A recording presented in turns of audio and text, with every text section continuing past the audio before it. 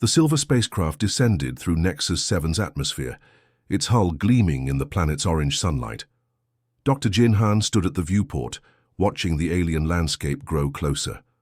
The rolling purple plains and towering blue-barked trees were beautiful, but his mind focused on the mission ahead. "Final approach to Viridian Central Command," announced the pilot. "They've cleared us for landing pad 4. Dr. Han nodded, his expression serious. 6 months ago, humanity had achieved faster-than-light travel, opening the door to the Galactic Alliance, a cooperative of 37 spacefaring species. Earth had been welcomed warmly, but one particular situation had captured Dr. Han's attention above all others. The Viridians, despite their impressive technology and scientific achievements, lived in fear. Their world was stalked by creatures they called shadow claws, predators so terrifying that the entire species had restructured their civilization around avoiding them. "Remember," Dr. Han told his team as they prepared to disembark, "we're guests. Here, the Viridians have suffered for generations. We need to respect their caution." Dr. Su Min adjusted her equipment bag. "But we're also here to help them see another way." The team of 6 humans stepped onto Nexus 7's soil for the first time. The gravity was slightly lower than Earth's, making their movements feel oddly buoyant. A delegation of Viridians waited nearby. Viridians stood about 5 feet tall with slender, almost fragile-looking limbs. Their skin shimmered with scales, in shades of teal and copper. Most striking were their 4 eyes, 2 large ones in the front of their face and 2 smaller ones on the sides of their head. "Welcome to Nexus 7, said the lead Viridian. "I am Senior Counselor Terix." Dr. Han bowed slightly. "Thank you for allowing our research team to visit your world. I'm Dr. Jin Han, xenobiologist from Earth." The Viridians led them toward a massive dome-shaped building. The structure had no windows, and the walls looked to be nearly 3 feet thick. "Your living quarters have been prepared," said Terix. "You will need to be inside before nightfall. The security protocols are non-negotiable." Dr. Han nodded. "We understand your concerns, Counselor, but we hope to begin field observations as soon as possible." The Viridians stopped walking. All 4 eyes blinked at once. "Field observations? Outside the protective barriers? At night?" "With proper safety measures, yes," said Dr. Han. "We can't understand the shadow claws without studying them in their natural environment," the Viridian delegation murmured among themselves. Terix's scales darkened with concern. "Dr. Han, perhaps I haven't made the danger clear. The shadow claws have killed thousands of our people throughout our history. They can climb vertical surfaces, squeeze through tiny openings, and sense body heat from hundreds of meters away. No Viridian goes outside the barriers after dark. None." Dr. Han nodded respectfully. "On Earth we have studied many dangerous predators. Sometimes the greatest dangers come from misunderstanding rather than actual threat." Inside the dome, the humans were shown to a conference room. Large screens displayed images of the shadow claws, sleek, 6-limbed creatures with midnight blue fur and amber eyes that seemed to glow. They moved with cat-like grace, but their bodies could twist in ways that suggested a different evolutionary path. "Our scientists have studied them for centuries," explained a Viridian researcher named Mel. "They are smart, vicious, and impossible to predict." Dr. Yuna Kim, the team's behavioral specialist, studied the footage carefully. "Their movements show patterns. See how they test barriers. That's not random destruction, it's problem-solving." The Viridians seemed uncomfortable with this observation. Later that afternoon, the human team unpacked their equipment. Special cameras, motion sensors, and sound recording devices would allow them to observe the shadow claws safely. "The Viridians have tried eliminating them for generations," said Dr. Taejun, reviewing historical data. "But the creatures always adapt and return." As the orange sun began to set, alarms sounded throughout the dome. Massive shield doors closed over the already thick walls. Lights dimmed and then brightened to a specific blue spectrum. "Night lockdown," explained a Viridian assistant. "We'll reopen at sunrise." Dr. Han walked to a small viewing port, 1 HFY. The few windows in the structure. Outside, darkness was falling quickly. "We should study these creatures before determining they need elimination," Dr. Han said quietly. "There must be a reason they've survived every attempt to destroy them." Senior Counselor Terex joined him at the window. "Your confidence is admirable, Dr. Hahn, but it will fade when night falls fully. Listen." As if on cue, a haunting cry echoed across the plains. It started low and rose to a piercing wail that made the human skin prickle. Then another joined it, and another. "They hunt in packs," said Terex. "They test our barriers every night. They remember where people have been and set traps. These monsters have claimed thousands of our people across generations." Dr. Hahn watched as shadowy forms began to move in the distance, fast, fluid movements that spoke of incredible strength and agility. "Tomorrow," he said, "we begin our work. With respect, Counselor, your people have been fighting these creatures for centuries. Perhaps it's time to try understanding them instead." Terex's four eyes all focused on the human. "Understanding them? They are monsters." Dr. Hahn smiled slightly. "On Earth, we once thought the same about many creatures we now call friends. Sometimes, the most dangerous thing is what we don't understand." Outside, a shadowclaw's cry rose again in the alien night, but to Dr. Hahn it sounded less like a war cry and more like a question waiting to be answered. Morning came to Nexus 7 with a brilliant orange sunrise. The Varadian settlement slowly came alive as protective shields retracted and citizens emerged from their homes. Dr. Yuna Kim stood on the observation platform, watching the activity below while her mind was still processing the data collected overnight. "Did you sleep at all?" asked Dr. Hahn, joining her with two steaming cups of a tea-like Varadian beverage. Dr. Kim accepted the cup gratefully. "Maybe 2 hours. The tracking data was too interesting to leave alone." Their first night on Nexus 7 had been productive. While the Varadians sealed themselves inside their fortress-like homes, the human team had launched 12 small observation drones equipped with thermal imaging and silent propulsion systems. These drones had scattered across the nearby forests and plains, recording the movements of the feared shadowclaws.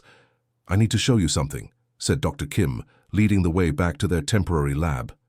Inside, holographic maps hovered above the central table. Red lines traced the movements of different shadowclaws across the terrain. "Look at this," Dr. Kim pointed. "These aren't random hunting patterns. They're following specific routes, like patrols.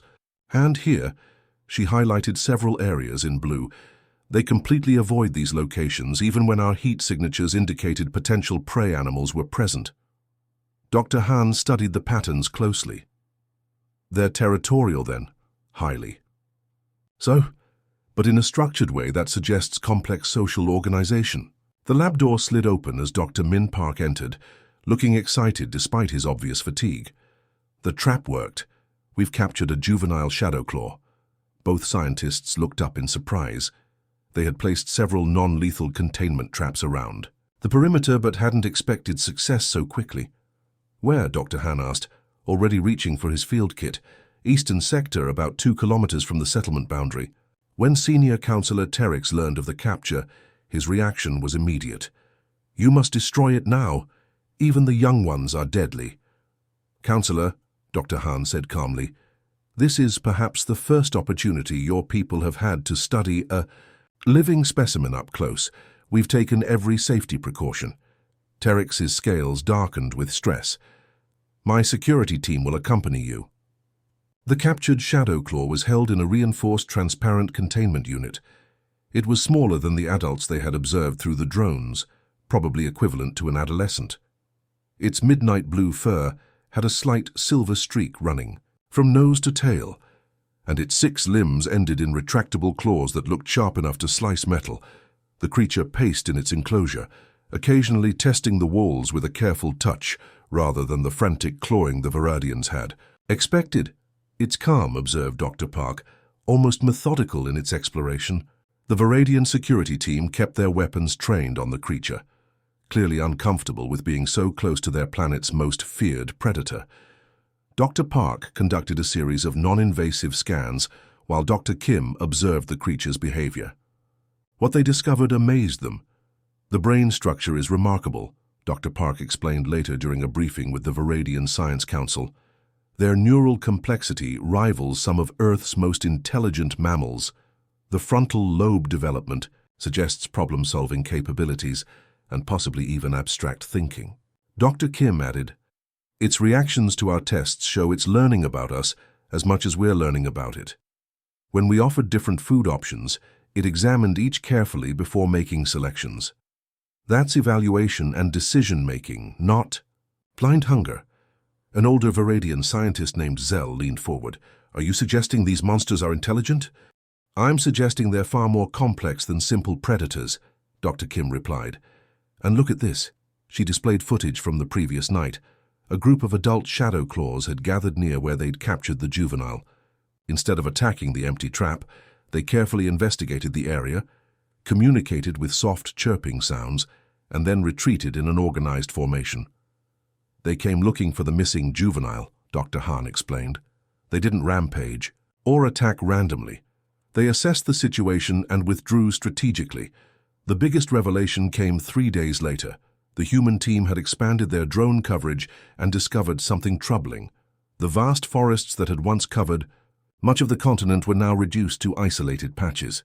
Varadian mining operations and settlements had expanded dramatically over the past century. Dr. Han overlaid current maps with historical records. The Shadowclaw attacks increased precisely as their territory decreased. They're not attacking out of bloodlust. They're responding to encroachment on their diminishing territory. That evening, they observed a Shadowclaw Pack's reaction when a Varadian mining vehicle approached a boundary line the creatures had established. The animals didn't attack immediately. First, they made warning displays, raising specialized fur crests and producing low-frequency sounds. Only when the vehicle continued forward did they become aggressive. It's a language, Dr. Kim realized. They're trying to communicate boundaries. Dr. Park spent hours with the captured juvenile, which they'd named Silver for its distinctive markings. The creature had begun responding to simple sound patterns and would now accept food directly from a mechanical feeding arm without showing aggression. They can learn, Dr. Park told the increasingly interested Varadian scientists. They recognize patterns and adapt to new situations. One night, as the team reviewed their findings, Dr. Han looked thoughtfully at the holographic maps showing the shrinking Shadowclaw territory. We've been thinking about this all wrong, he said quietly. We've been asking why the Shadowclaws attack the Varadians. The better question might be, why wouldn't they? From their perspective, their entire world is being taken away piece by piece. Dr. Kim nodded slowly. They're not monsters, they're just fighting for survival. Outside, beyond the settlement's barriers, a Shadowclaw's cry echoed across the night. But to the human team, it no longer sounded like a threat. It sounded like a plea. The meeting room fell silent as Dr. Han finished presenting his proposal. The Varadian Council members stared at him with all 4 of their eyes wide open in shock. This is madness, Councillor Terex finally declared, his scales shifting to a dark purple color that humans had learned indicated extreme stress. You want to domesticate Shadowclaws? The same creatures that have hunted our people for generations? Dr. Han remained calm. Not domesticate immediately. That's a process that takes generations. We're proposing a taming and coexistence program. Our research clearly shows these creatures are intelligent and capable of learning. They're killers, another councillor said flatly. They're territorial, Dr. Han corrected. And we've encroached on their land for centuries. What if we could change that relationship? After hours of heated debate, the council reluctantly approved a limited experiment. They provided an isolated facility at the forest edge, far enough from settlements to be safe, but close enough to be monitored. The structure featured reinforced walls, multiple safety protocols, and an emergency response team on constant standby. Dr. Mi-Sun Lee, the team's animal behaviorist, took charge of designing the conditioning program. With soft eyes and a gentle voice that belied her determined nature, she had spent years working with Earth's most dangerous predators. Shadowclaws share many similarities with big cats from Earth, she explained to her team as they prepared the facility. They're territorial, intelligent and predatory, but also curious and capable of forming bonds. The team converted the central chamber into a training area with multiple barriers that could be gradually removed as trust developed. They created a schedule that would make every interaction predictable for the Shadowclaws. Routine is essential, Dr. Lee emphasized. These animals need to know exactly what to expect from us. No surprises, no sudden movements, no changes in personnel. They started with Silver, the juvenile they had captured earlier. The young Shadowclaw had already shown remarkable adaptability during its time in captivity. We start with establishing clear boundaries and predictable interactions, Dr. Lee explained to the Varadian observers who watched nervously from behind triple-reinforced glass. Then we build trust through positive reinforcement. Each day followed the same pattern. Feeding at precise times, voices using the same tones, movements that were slow and deliberate. Silver learned that when a specific light pattern appeared, food would follow. When a different pattern appeared, new toys or enrichment items would be introduced to its enclosure. We're teaching it that humans are predictable and beneficial, Dr. Lee said. Not enemies or prey. The Varadians remained skeptical. It's just waiting for a chance to attack, one security officer muttered. But 2 weeks into the program, Silver began approaching the feeding slot before the food even appeared. By the 3rd week, the Shadowclaw would sit patiently by the barrier. When a human entered the outer chamber, Dr. Jun Choi, the youngest member of the team, had a particular way of clicking his tongue when he approached Silver's enclosure. The Shadowclaw began responding specifically to this sound, moving closer rather than retreating. I think we're ready for the next step, Dr. Choi said one morning. Dr. Lee looked concerned. It's sooner than we planned. Silver is learning faster than we expected, Dr. Choi argued, and I've been practicing the hand-feeding technique you developed. After careful consideration, Dr. Lee agreed. The team prepared a special chamber with a small opening, large enough for a hand to pass through with food, but too small for the Shadowclaw to pose any danger. The Varadian security team insisted on being present, weapons ready. Dr. Choi wore a protective sleeve that would prevent injury even if Silver became aggressive. Easy now, Dr. Choi murmured as he entered the chamber. He made his familiar clicking sound and waited by the feeding slot. Silver approached cautiously, all 6 limbs, moving with fluid grace. The creature's amber eyes studied Dr. Choi intently. That's it, Dr. Choi said softly. He extended his protected hand through the small opening, a piece of meat held between his fingers. Everyone held their breath. The Shadowclaw sniffed at the offering, then delicately took the meat with its front claws rather than its mouth, a gesture that surprised even Dr. Lee. It's being careful not to hurt him, she whispered in astonishment. The breakthrough made headlines across Nexus 7. Within days, other young Shadowclaws were captured using non-lethal methods and brought to the facility. Each showed similar capacity for learning. Word spread quickly beyond Nexus 7. The reckless humans and their bizarre project became a topic of heated debate throughout the Galactic Alliance. Some species admired human ingenuity. Others questioned their sanity. The humans are going to get themselves killed, was a common sentiment, and possibly endanger the entire Varadian species in the process. The Galactic Alliance sent official observers to monitor the project. An imposing representative named Commander Voss arrived with a team of experts. I must evaluate whether this project presents unacceptable risks, Commander Voss announced upon arrival. Dr. Han welcomed the scrutiny. We're confident in our methods. Please observe as much as you wish. By the end of the 2nd month, the program had expanded to include 6 juvenile Shadowclaws and 2 young adults. The most remarkable progress continued with Silver, who now approached the enclosure fence whenever Dr. Choi called.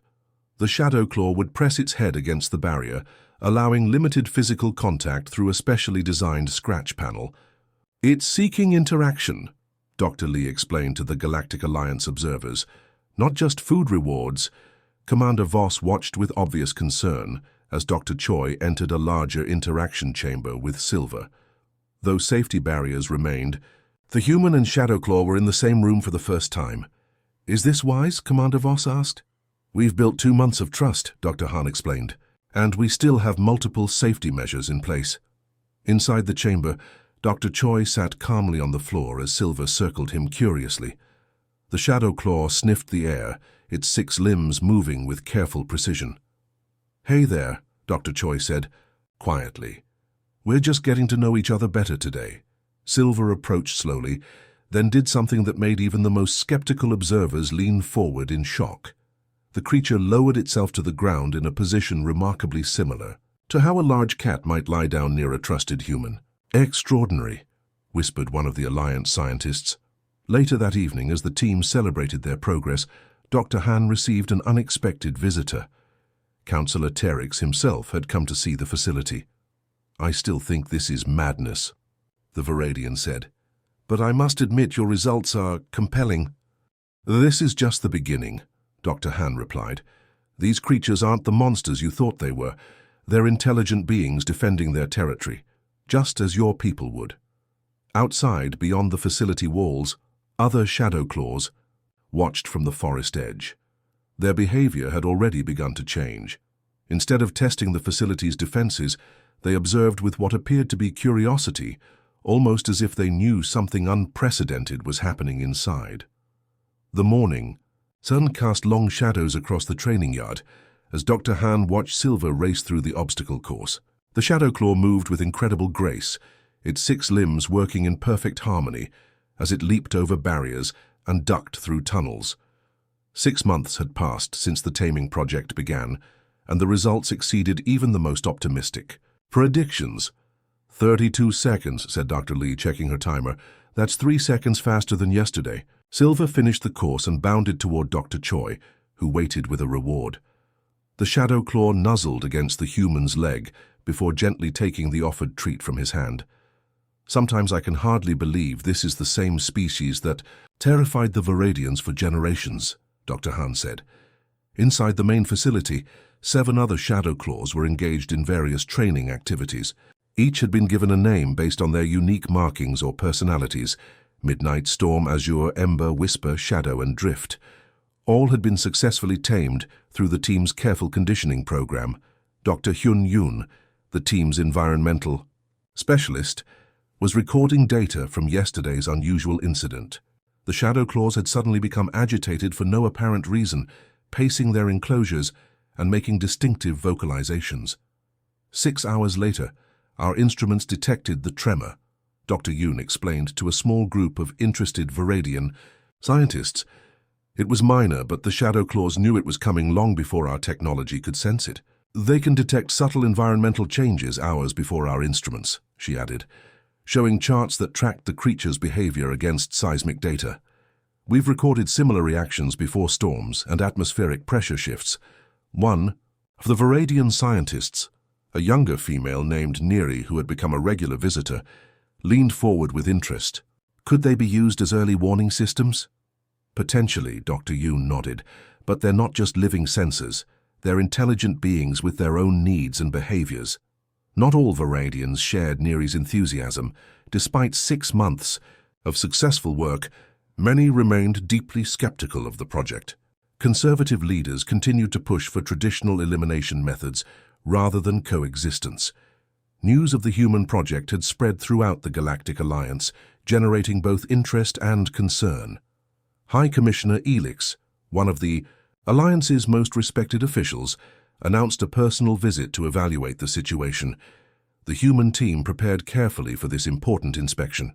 The facility was cleaned and organized, and they planned demonstrations to showcase the Shadow Claw's intelligence and trainability. High Commissioner Elix arrived with an entourage of security personnel and scientific advisors. The tall, golden-skinned official regarded the facility with obvious skepticism. "I understand your intentions are good," Elix said to Dr. Han after the initial introductions, "but many Alliance members worry that you're underestimating the danger these creatures pose." "I believe our results speak for themselves," Dr. Han replied. "We'd like to show you what we've accomplished." In the main training arena, Dr. Choi worked with Midnight, a sleek adult shadow claw with unusual dark fur.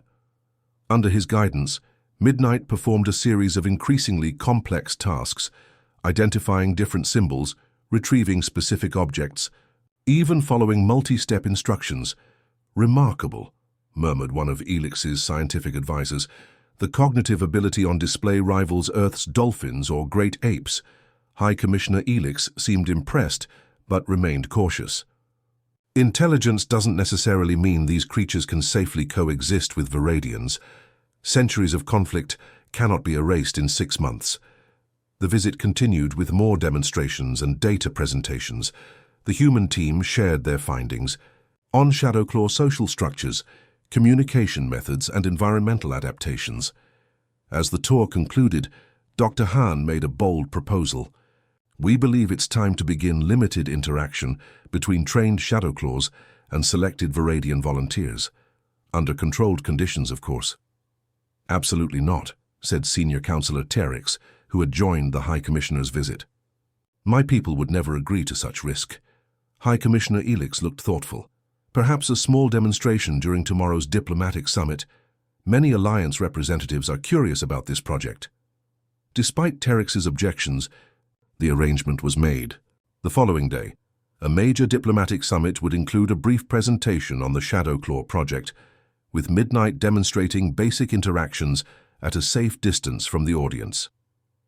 The summit convened in the Varadian capital's Grand Meeting Hall. Representatives from 12 Alliance species gathered to discuss trade agreements and resource management. The human presentation was scheduled for the afternoon session.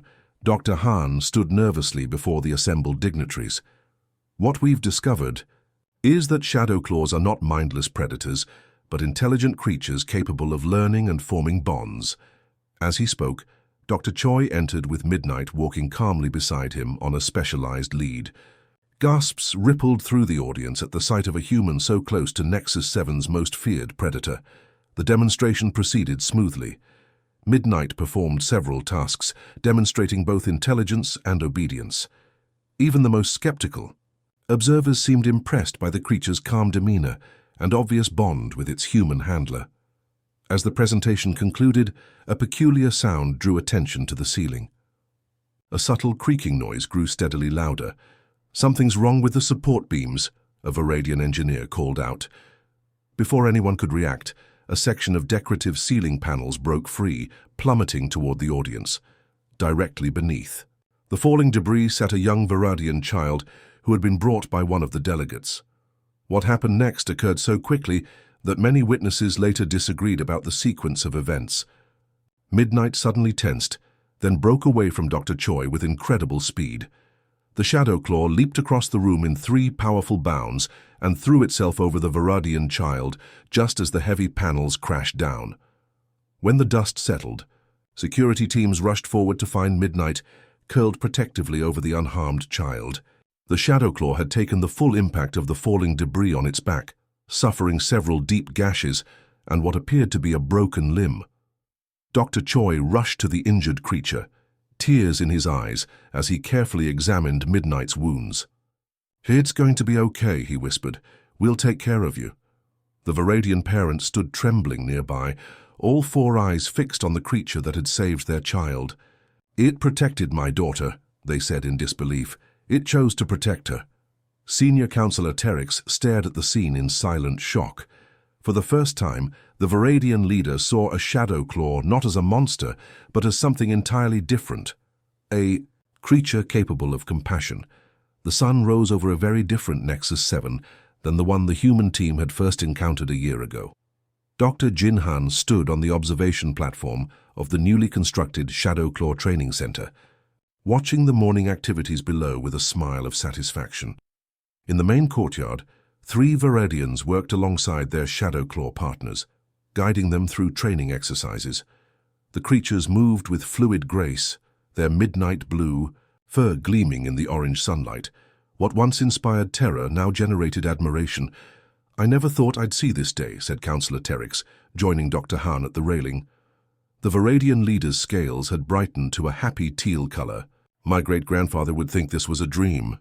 "Change takes time," Dr. Han replied, "but it's remarkable how quickly it happened once the first barriers fell." The dramatic incident at the diplomatic summit had changed everything. Midnight's selfless protection of a Varadian child had shattered centuries of fear and distrust. The injured Shadowclaw became an overnight hero, featured in news reports across the planet. As Midnight recovered under the careful attention of both human and Varadian medical teams, public opinion shifted dramatically. Varadians began volunteering to learn about Shadowclaw behavior and training techniques. Young Varadians especially showed interest, lacking the deeply ingrained fears of older generations. Now, 1 year after the humans had arrived on Nexus 7, over 50 trained Shadowclaws worked alongside Varadian partners. Their natural abilities proved invaluable in ways no one had imagined. "The early warning system saved another mining team yesterday," Terrick said. "The Shadowclaws detected unsafe gas levels 3 hours before our sensors would have alerted." A group of young Varadian students entered the courtyard, each carefully carrying treats for the training session. One small child approached Silver, now fully grown and among the most trusted of the trained Shadowclaws. The creature gently lowered its head to the child's level, allowing the young Varadian to stroke its fur. "The education programs have been our greatest success," Dr. Han observed. "Teaching children proper interaction techniques has eliminated fear and built genuine bonds." Schools across Nexus 7 had established special programs teaching proper care and training of Shadowclaw cubs. Young Varadians learned to recognize the creature's body language and vocalizations, while Shadowclaw cubs raised around Varadians developed comfort with the species they once hunted. Dr. Mi-Sun Lee approached, carrying a tablet with the latest data. "The wild population studies show promising results too. The territorial disputes have decreased by 60% since we established the protected reserves." With careful mapping and planning, the Varadians had set aside large areas of forest as dedicated Shadowclaw territories. These preserves allowed the wild creatures to maintain their natural behavior while preventing conflicts with expanding settlements. "Dr. Han," called a voice from below. Dr. Choi waved from the training yard where he stood beside Midnight. The Shadowclaw had fully recovered from its injuries and now served as an ambassador for the program. "The Galactic Alliance representatives are here." A delegation of officials from various Alliance species had arrived to tour the facility. Earth's success with the Shadowclaw project had generated tremendous interest throughout the galaxy. Many worlds faced similar conflicts between intelligent species and native fauna. Later that afternoon, Dr. Han addressed the visitors in the center's conference room. Midnight sat calmly beside him, occasionally nuzzling his hand for reassurance.